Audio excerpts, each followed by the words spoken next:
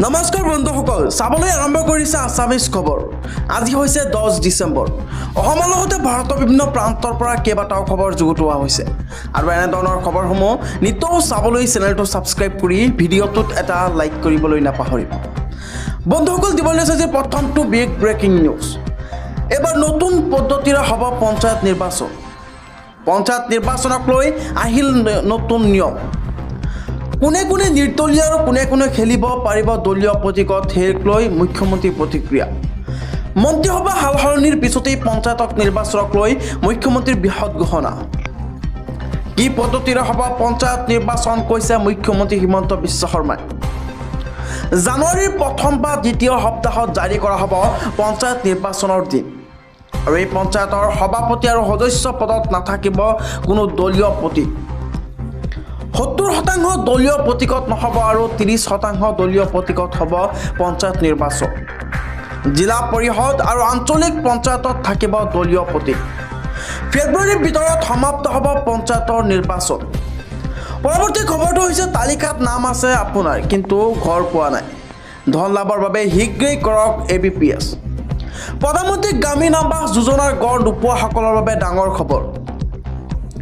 শীঘ্ৰেই সকলো হিতাধিকাৰীয়ে লাভ কৰিব আৱাস যোজনাৰ গড়। তালিকাত নাম থকাৰ পিছতো আপুনি গড় লাভ কৰা নাই নেকি? অথবা একাউণ্টত ধন জমা হোৱা নাই? সকলো যোগ্য দৰিদ্ৰ হিতাধিকাৰীয়ে গড় পোৱাটো নিশ্চিত কৰিছে চৰকাৰে। ইয়াৰ বাবে কোনো মধ্যভোগীয় গড় কৰ্তন অথবা ধন সৰল কৰিব নোৱাৰিব আপোনাৰ পৰা।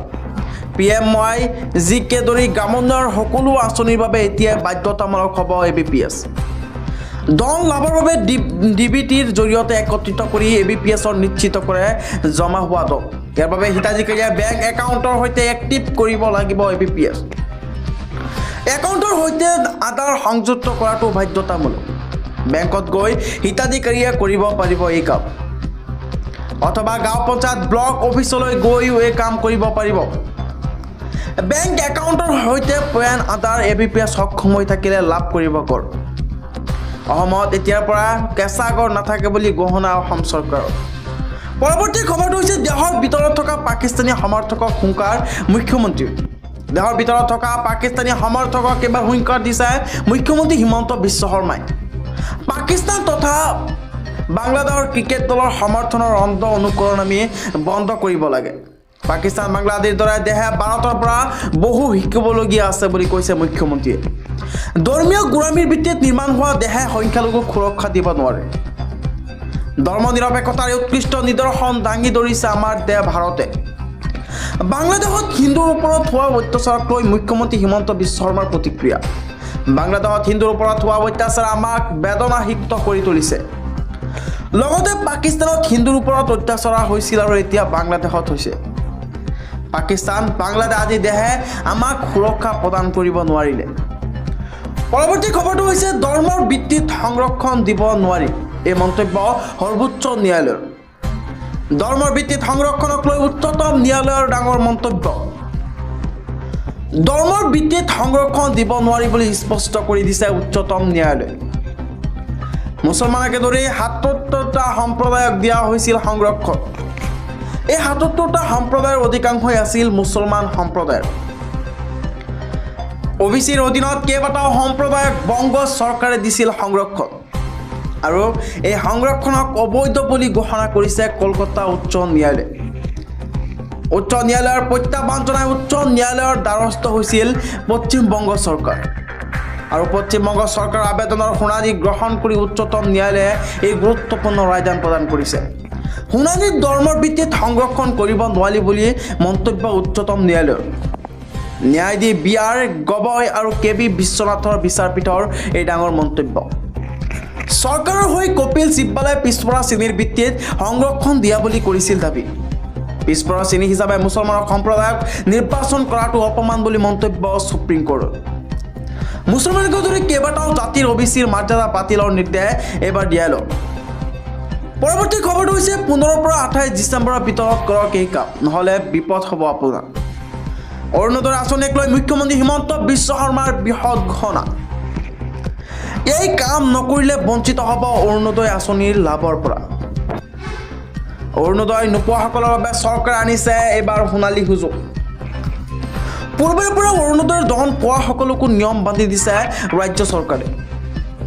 15 আৰু 28 ডিচেম্বৰলৈকে অনুষ্ঠিত হ'ব গাঁৱত গাঁও সভা, আৰু এই গাঁও সভাত নতুনকৈ নিৰ্বাচন কৰা হ'ব অৰুণোদয় আঁচনিৰ হিতাধিকাৰী। গাঁও সভাৰ অৰুণোদয় আঁচনিৰ বাবে নাম দিব লাগিব ৰাইজে। নাম দিয়াৰ পিছতে হিতাধিকাৰী বাছনি কৰিব চৰকাৰে। অৰুণোদয়ৰ পাই থকা মহিলায়ো পুনৰ অন্তৰ্ভুক্ত কৰিব লাগিব নাম। গাঁও সভাত নাম অন্তৰ্ভুক্ত নকৰিলে বঞ্চিত হ'ব অৰুণোদয়ৰ লাভৰ পৰা। অৰুণোদয় আঁচনিক লৈ মুখ্যমন্ত্ৰী হিমন্ত বিশ্ব শৰ্মাৰ এই বৃহৎ ঘোষণা। পৰৱৰ্তী খবৰটো হৈছে মাত্ৰ আৰু 4 দিন। আধাৰ কাৰ্ডৰ গৰাকীয়ে কৰক এই বিশেষ কাম, নহ'লে ভৰিব লাগিব জৰিমনা। আধাৰ কাৰ্ডৰ গৰাকীৰ বাবে আহিছে ডাঙৰ খবৰ। আধাৰ কাৰ্ডৰ ব্যৱহাৰকাৰীৰ হাতত মাত্ৰ 4 দিন সময়, আৰু 4 দিনৰ ভিতৰত কৰিব লাগিব এটা বিশেষ কাম, নহ'লে জৰিমনা ভৰিব লাগিব আধাৰ কাৰ্ডৰ গৰাকী। UIDAI বান্ধি দিছে 4 দিনৰ সময়সীমা। 14 ডিচেম্বৰৰ ভিতৰতে আধাৰ কাৰ্ডৰ গৰাকী আপডেট কৰিব লাগিব আধাৰ কাৰ্ড। লগতে 10 বছৰ পুৰণি আধাৰ কাৰ্ডৰ গৰাকীৰ বাবে UIDAI ডাঙৰ সিদ্ধান্ত, পুনৰ বৃদ্ধি কৰা নহয় বিনামূলীয়া আপডেটৰ সময়সীমা। পৰৱৰ্তী খবৰটো হৈছে মুখ্যমন্ত্ৰী ঘোষণাৰ পাছতে আৰক্ষীৰ একচন। এটাৰ পিছত আৰু এটা গৰু চোৰ আটক। ৰাজহুৱা স্থানত গোমাংস নিষিদ্ধকৰণৰ পাছতে ৰাজ্যত আৰম্ভ অভিযান। মুখ্যমন্ত্ৰী ঘোষণাৰ পিছতে একচন মূৰত এবাৰ অসম আৰক্ষী। ৰাজ্যৰ ভিন্ন প্ৰান্তত অসম আৰক্ষীৰ জালত এবাৰ গৰু চোৰ। চিপাঝাৰৰ গোহাঁইগাঁৱৰ পিছত ডবকা বিশ্বনাথত অভিযান অসম আৰক্ষী। ডবকা আৰক্ষীৰ অভিযানত আটক এটা গৰু চোৰ। মুৰাজৰৰ মাৰ্জাং পথাৰত ছাকিৰ আহমেদক আটক কৰিছে আৰক্ষীয়ে, আৰু এখন বলেৰো পিকআপ বাহনত 5টাকৈ গৰু চোৰাংকৈ সৰবৰাহ কৰিছিল চোৰকেইটাই। তালাচীত আৰক্ষীৰ নিৰ্দেশ নামানি পলাবলৈ চেষ্টা কৰে চোৰৰ দলটোৱে। আৰক্ষীয়ে ঘেটি যোৱা দুৰ্ঘটনাত পতিত হয় গৰু কঢ়িওৱা এই বাহনখন। গৰু চোৰ ছাকিৰ আহমেদ গুৰুতৰভাৱে আঘাতপ্ৰাপ্ত হয় গুলীত। ছুইফ্ট ডিজায়াৰ বাহনত গৰু ভৰ্তি কৰি সৰবৰাহ কৰিছিল এই চোৰকেইটাই। পৰৱৰ্তী খবৰটো হৈছে পৰীক্ষা কৰক আপোনাৰ বেংক একাউণ্ট। আজি লাখ লাখ একাউণ্টত সোমাব চৰকাৰী ধন। পৰীক্ষা কৰক আপুনি আপোনাৰ বেংক একাউণ্ট। আজি লাখ লাখ লোকৰ একাউণ্টত চৰকাৰে দিব পইচা। অৰুণোদয় লাভ কৰা হিতাধিকাৰীৰ একাউণ্টত জমা হ'ব 1250 টকাকৈ। লগতে বৃদ্ধ পেঞ্চন লাভ কৰা হিতাধিকাৰীয়ে লাভ কৰিব পেঞ্চন। দিব্যাংগ আঁচনিৰ হিতাধিকাৰীয়েও লাভ কৰিব আজিৰ দিনত পেঞ্চন। 10 তাৰিখে ধন জমা হোৱাটো নিশ্চিত কৰিছে ৰাজ্য চৰকাৰে। কোনো হিতাধিকাৰীয়ে ধন নোপোৱাকৈ নাথাকে। পৰৱৰ্তী খবৰটো হৈছে যুদ্ধগৃহত জৰ্জৰিত চিৰিয়াত অব্যাহত আছে অস্থিৰতা। ইতিমধ্যে বিদেশী গোটৰ হেঁচাত গাদীচ্যুত হৈছে চিৰিয়াৰ একনায়কত্ববাদী শাসক বাছাৰ আল আছাদ। ৰাছিয়াই চিৰিয়াৰ গাদীচ্যুত ৰাষ্ট্ৰপতিগৰাকীক আশ্ৰয়দান কৰাৰ কথা ঘোষণা কৰিছিল। পলাতক ৰাষ্ট্ৰনেতাজন মস্কোত আশ্ৰয় দিয়াৰ ক্ষেত্ৰত ৰাছিয়াই মানৱীয়তাৰ খাতিৰত এই আশ্ৰয়দান বুলি অভিহিত কৰিছিল। শেহতীয়াকৈ চিৰিয়াৰ ইছলামিক বিদ্ৰোহী গোটৰ নেতাই কৰিছে বৃহৎ ঘোষণা। টেলিগ্ৰাম যোগে ঘোষণা কৰিছে শীঘ্ৰেই নতুন চৰকাৰ প্ৰশাসনে ঘোষণা কৰিব এখন বিশেষ তালিকা, য'ত সন্নিৱিষ্ট হ'ব চিৰিয়াৰ জনতাক নিৰ্যাতন চলোৱাত জড়িত আটাইকেইজন জ্যেষ্ঠ বিষয়াসকলৰ নাম। এই ঘোষণাৰ লগত বিদ্ৰোহী গোটৰ তৰফৰ পৰা চিৰিয়াৰ জনতালৈ আবেদনো আছে, আৰু এই তালিকাত সাধাৰণ জনতায়ো নিচে জনা বিষয়াসকলক নাম জনাব পাৰিব। যি নেতা নিৰাপত্তা বিষয়া যুদ্ধ অপৰাধৰ সৈতে জড়িত তেওঁলোকৰ নাম জনাৰ লগতে জনাবলৈ অনুৰোধী বিদ্ৰোহী গোটৰ। এই তথ্য প্ৰদান কৰিলে তথ্য প্ৰদান কৰোতাক পুৰস্কাৰ আগবঢ়াব ঘোষণা বিদ্ৰোহী ইছলামিক গোটৰ। পৰৱৰ্তী খবৰটো হৈছে ৰাজ্যৰ লাখ লাখ শিক্ষাৰ্থীলৈ সুখবৰ।